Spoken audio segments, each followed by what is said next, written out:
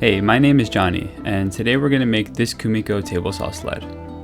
This sled is designed to make the grid work for Kumiko panels and has a lot of functions and room for adjustability.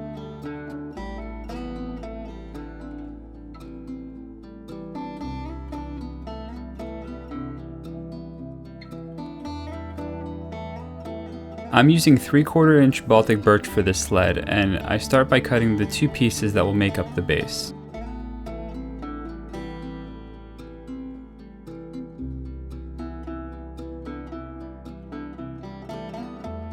T-track is what makes this sled really excel, so I need to remove some key sections to accommodate it.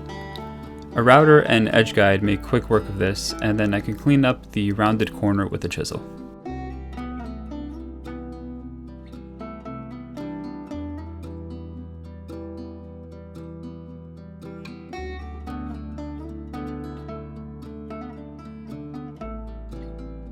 Next, I need to remove a section from this top piece that will create a pocket when the two base pieces come together.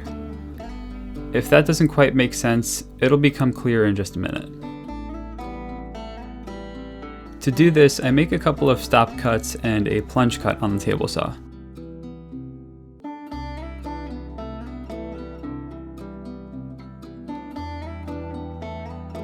These cuts can be a little intimidating, and if you want to make this sled and don't feel comfortable with these cuts, you can achieve similar results with a circular saw, jigsaw, or even a handsaw. Speaking of which, this is how I finished up these cuts.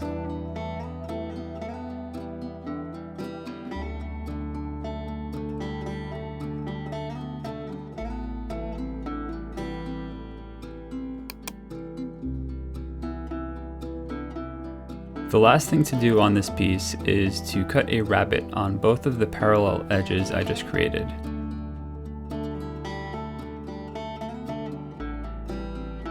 Next, I cut the back support piece, and while I'm at it, I also cut the front fence pieces. I actually need two front pieces. Thanks. You may have noticed there were two pieces there that were labeled back. My initial thought was to have two boards on the back for extra support, but one ended up being more than enough. While attaching this back support, I need to make sure not to place any screws in the center where the blade will be cutting. With that done, I can glue the bottom and top of the base pieces together. I wanted the edge of these pieces to line up perfectly. Using the back support and the table saw fence made quick and easy work of this. I then tacked it in place with brad nails and added some weight on top while the glue was drying.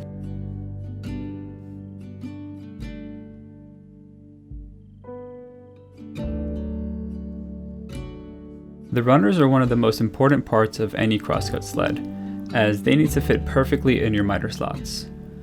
I'm using PVC screen molding, which is just a little bit wider than the miter slots in my saw. I can achieve a perfect fit by taking some light shavings with a block plane.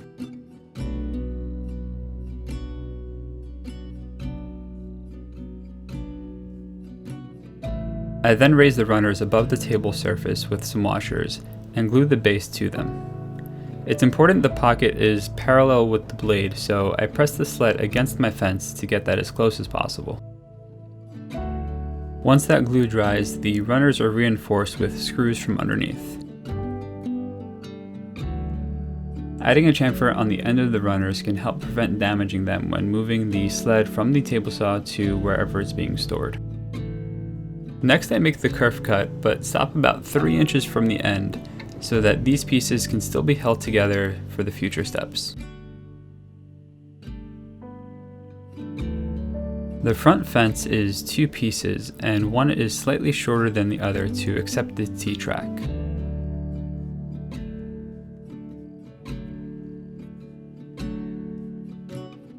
With that dry, I place a strip of wood in the kerf cut, so I can register a square against it and attach the fence to the base as square as possible.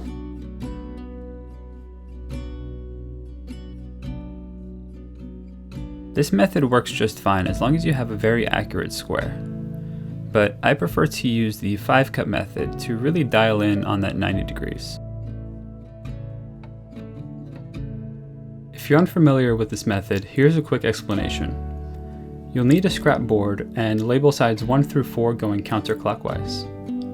Then take a small cut off of side 1. Then rotate the entire board clockwise, taking a small cut off of side 2.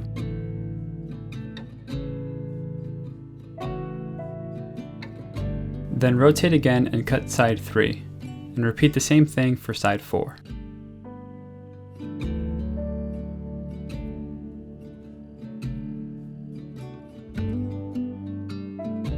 Now rotate one last time, registering side 4 against the fence, and cut about an inch off of side 1.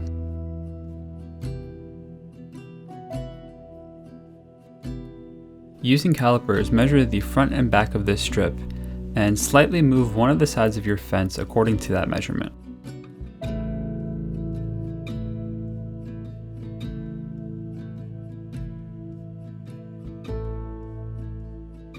Reattach the fence using a new hole and do the 5-cut method again, aiming to be within a couple thousandths of an inch. I had to do this about 4 times until I got it, and then I added more screws to better secure the fence. It's important to get this fence as square as possible because the other fences are placed according to its position. The 90-degree fence has a chamfer on the bottom for sawdust to collect. I'm using an extra board here so that the 30, 60, 90 drafting triangle won't go into the chamfer and possibly throw off the angle. Using the drafting triangle, I set the angle, hold this piece in place, and drill through both the fence and the base. I then enlarge the holes in the fence to allow for adjustability.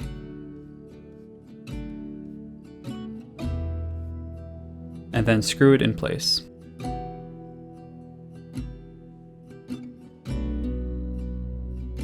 The last fence is attached the same way, except it's measured at 60 degrees from the fence we just attached.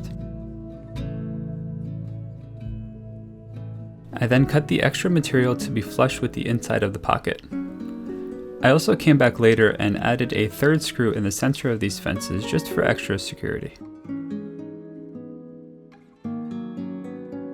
I also added a couple supports to the 90-degree fence to minimize any movement while pushing and pulling it.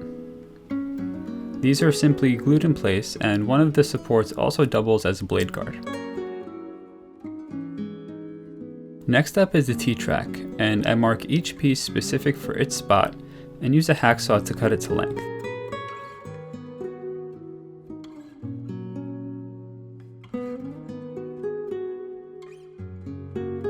A file makes quick work of cleaning up the edges, and I also added a chamfer to remove the sharp corners.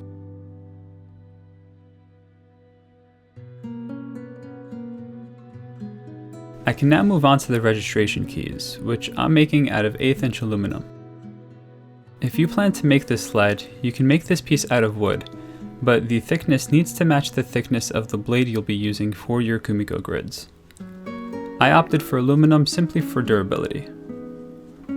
Also, if you want to build this sled, I have digital plans available through a link in the description.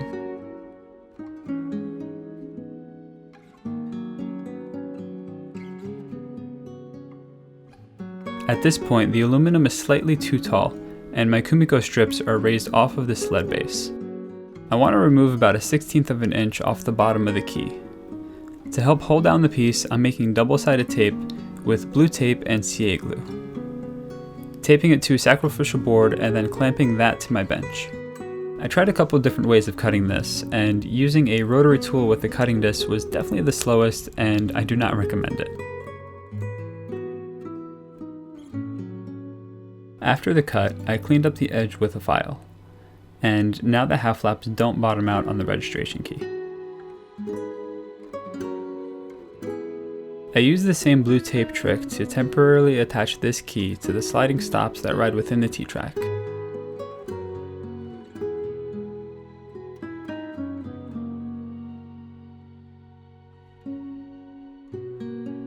I then drill holes through both the key and the sliding stop.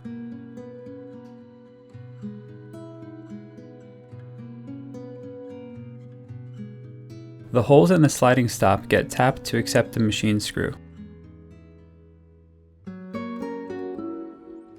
And the holes in the key get enlarged and countersunk so that the screw can easily pass through them and sit flat with the face.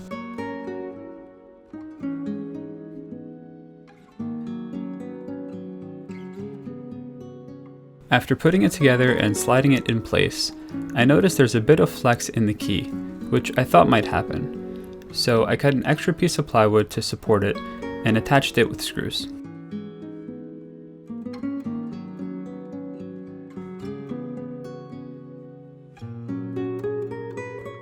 This system was a little sticky, but after adding some wax on the T-tracks, it really improved how it functioned. The registration key for the 90-degree fence is secured the same way. I cut this piece out on the bandsaw, which is definitely the way to go. This key also flips up, which allows you to use the sled as a regular crosscut sled without moving the key and losing its position. Right here is where I realized I made the mistake of putting the T-track in the front when it should be on the back side of the fence.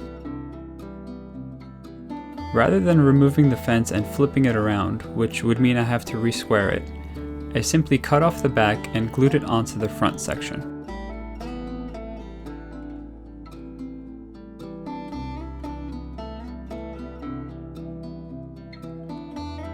The last thing I did was add a decorative curve to the front of the sled. Doing this earlier would have made it much easier and would allow me to remove more material to cut down the overall weight. This sled allows you to accurately space and cut the half laps for Kumiko grids. You first set your registration key to the spacing you'd like. Make your first cut and place it over the registration key. Then make your second cut and repeat according to your project.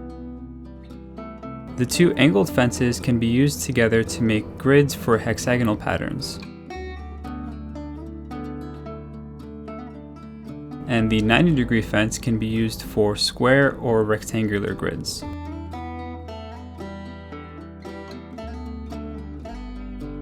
In the next video, I'll go in detail and explain how to use the sled to make different types of grids. Be sure to subscribe and click the notification bell so you don't miss it.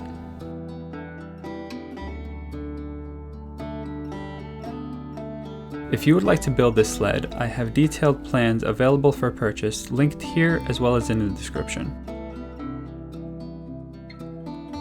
Thank you for watching, and I'll see you in the next video.